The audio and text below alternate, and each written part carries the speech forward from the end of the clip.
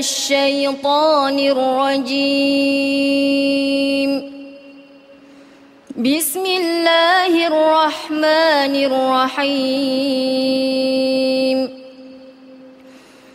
ربنا إني أسكنت من ذريتي بواد غير ذي زرع عند بيتك المحرم ربنا ليقيموا الصلاة فاجعل أفئدة من الناس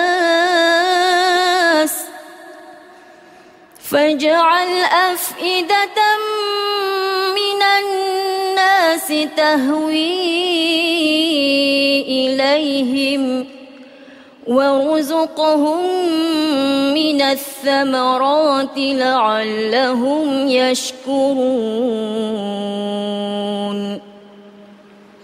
Siti Hajar adalah seorang wanita sejati yang taat kepada perintah Allah dan suami. Segala kesukaran, kepahitan dan keresahan yang dihadapi Siti Hajar bersama anaknya Nabi Ismail ketika ditinggalkan di tengah-tengah padang pasir yang kontang oleh suaminya Nabi Ibrahim. Ini menunjukkan kesetiaan seorang isteri kepada perintah suaminya. Sekaligus ia menunjukkan pengorbanan yang besar dalam sejarah Islam. Sekali lagi, Siti Hajar diuji dengan perintah Allah supaya menyembelih anak kesayangannya Nabi Ismail. Pada suatu hari, beliau diminta oleh suaminya Nabi Ibrahim supaya menyiapkan Nabi Ismail dengan pakaian yang indah dan wangi-wangian.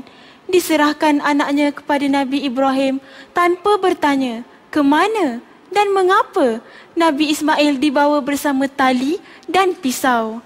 Dengan pengorbanan ini, darjat dan kedudukan Siti Hajar diangkat tinggi di sisi Allah dan juga di sisi manusia. أعوذ بالله من الشيطان الرجيم إنما المؤمنون الذين آمنوا بالله ورسوله ثم لم يرتابوا وجاهدوا بأموالهم وأنفسهم في سبيل الله Ulaika humus sadiqun. Siti Khadijah binti Khuwailid adalah contoh terbaik ibu misali yang mempunyai sifat seperti cantik, kaya, cergas, cerdas, dermawan dan berketurunan mulia. Isteri setia yang sanggup berkorban demi mendukung perjuangan Rasulullah sallallahu alaihi wasallam. This Ummul Mu'minin was Rasulullah's strong supporter in spreading da'wah. She was a loyal wife who was willing to sacrifice her total heart and soul, feelings and wealth just for the glory of Islam.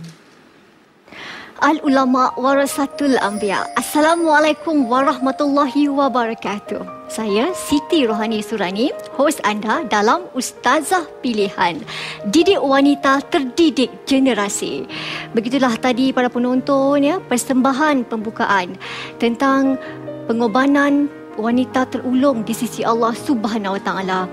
Tentunya tak lain tak bukan Siti Hajar dan Sayyidatina Khadijah binti Khuwailid. Dan pada minggu ini, Alhamdulillah, kembali bersama 6 lagi ustazah yang masih mengekalkan kedudukan mereka dalam Raudah Ustazah Pilihan untuk minggu ke-6 ini. Dan tentunya kesemua ustazah ini juga akan bersaing untuk mendapatkan gelaran Ustazah Pilihan terbaik pada minggu ini.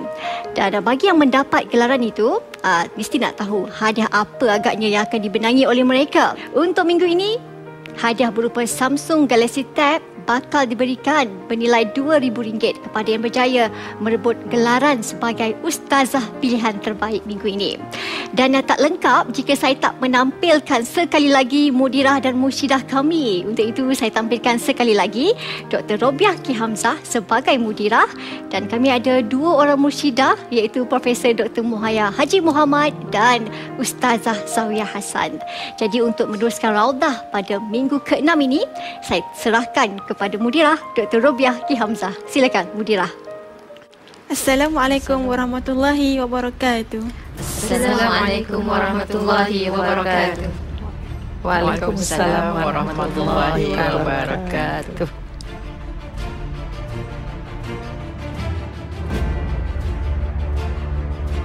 Terima kasih ucapkan kepada Siti, dan selamat bertemu kembali dalam arti kata dipanjatkan kesyukuran ke hadrat ilahi kerana kita diberikan ruang dan kesempatan. Dalam ruangan ini saya diberikan sedikit lagi ruang dan kesempatan untuk menyatakan sebagai peringkat permulaan, sebagai persediaan untuk anda menambah kekuatan, membaiki pencapaian. Maka diumumkan hasil ujian bertulis yang telah dilakukan pagi tadi bagi menjadi satu data lonjak untuk anda membaiki dan akhirnya berjaya memperbaiki prestasi keseluruhannya. Jadi untuk itu, dengan ini saya mengumumkan kedudukan penguasaan ujian teori 3 terendah. Pertama, Ustazah Nina. Kedua, Ustazah Fatimah. Dan ketiga, Ustazah Fira. Saya ingin bertanya dengan Nina, adakah anda benar anda merasa anda layak duduk di bottom 3 untuk ujian bertulis ini? Minggu demi minggu memang soalannya memang saya akui semakin lama semakin berat, semakin sukar, semakin memerlukan orang kata think out of the box. Dan minggu ni memang saya merasakan antara yang tersusah lah yang saya berjawab. Tapi saya dah bagi semua, dan mungkin apa yang saya bagi tu tak cukup lagi untuk pencapaian yang dikehendaki kan. Ustazah Fatimah, saya perhatikan masa dalam kelas perhatian agak kuda ya. So adakah ini faktor menyebabkan teori lemah pada minggu ini? Semasa dalam kelas tu saya rasa macam kehilangan, sebab kehilangan kawan baik saya iaitu Ustazah Yanti. Itulah saya rasa macam tiada lagi kawan yang boleh kongsi suka dan duka, sebab saya dengan Ustazah Yanti adalah satu bilik kan. Lepas tu insyaAllah saya akan usaha lagi dalam raudah ni. Saya akan buat yang terbaik insyaAllah.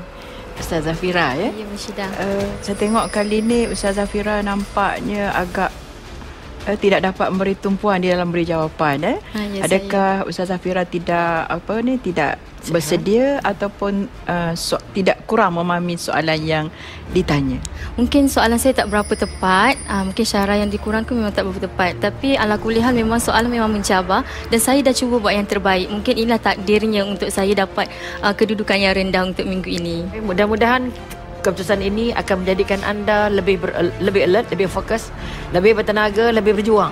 Kerana ini adalah tangga-tangga untuk anda melonjak daya juang, untuk anda membaiki supaya kedudukannya berubah. Kita kembali selepas ini. Anak buah ni sebelum ni dia pernah mencuri motor sebanyak 3 kali. Balik malam tu saya bawa balik rumah, kawan saya cakap, motor tu dia curi lah.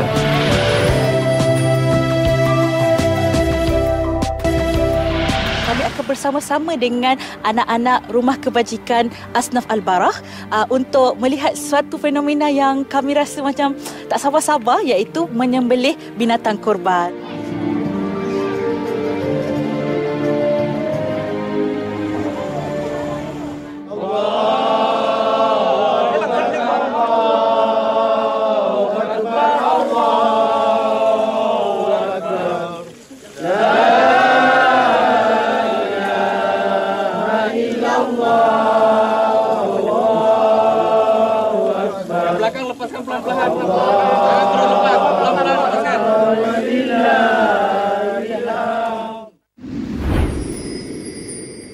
Alhamdulillah, kembali bersama saya Siti Rohani Surani dalam Ustazah Pilihan. Dan seperti minggu-minggu yang sebelum ini, kesemua ustazah ini akan dinilai dari segi permarkahan mereka melalui 3 aspek utama, iaitu 40% mewakili hasil penguasaan teori iaitu ujian bertulis, 40% lagi mewakili aspek praktikal dan 20% lagi akan dinilai ketika mereka berada dalam raudah ustazah pilihan. Sempena Hari Raya Aidiladha, tugasan mereka pada minggu ini menjurus kepada pengorbanan. Dengan kerjasama Yayasan Kemanusiaan Muslim Aid Malaysia, kesemua ustazah-ustazah ini berserta mudirah telah pun merayakan Aidiladha bersama anak-anak yatim Rumah Amal Asnaf Al-Barak Banting Selangor. Jadi untuk mendengar sesi hujah tentang pengorbanan ini, saya serahkan kepada mudirah Dr. Robiah Ki Hamzah. Silakan mudirah. Syukur Alhamdulillah kita sama-sama sudah diberi Allah kesempatan untuk bersama-sama dengan anak yatim di Rumah Asnaf Al-Barak yang ada di Banting, Selangor, dan sudah pun menjalankan berbagai aktiviti. Maka sebelum hujah dimulakan, kita sama-sama melihat VTs yang akan ditayangkan.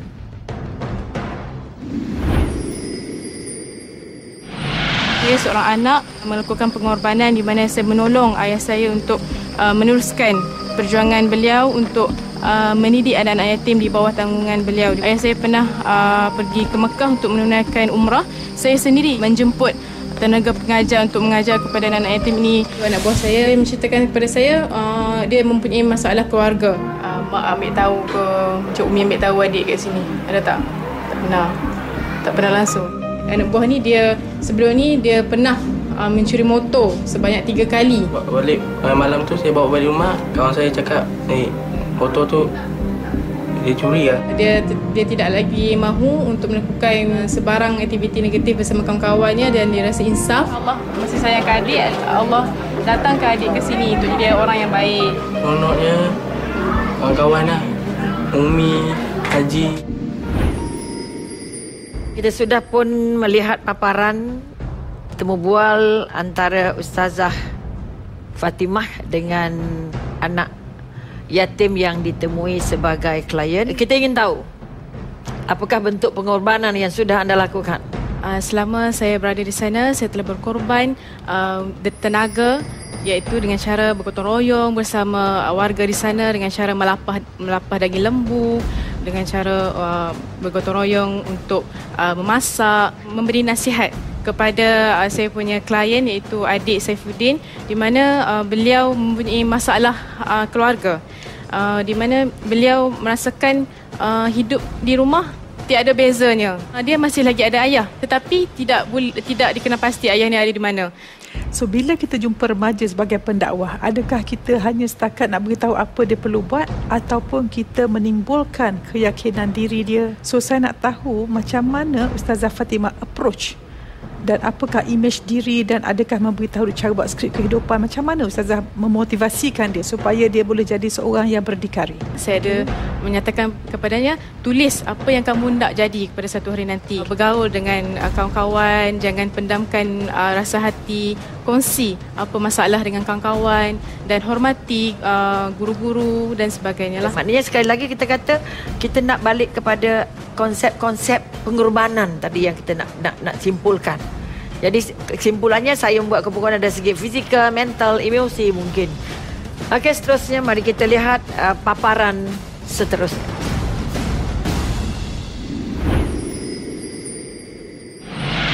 Dulu sewaktu saya nak pergi Mesir, ramai sangat orang yang berkorban, sanggup memberikan duit yang sangat banyak kepada saya untuk menampung perjalanan dan kehidupan saya sepanjang pengajian saya di Mesir.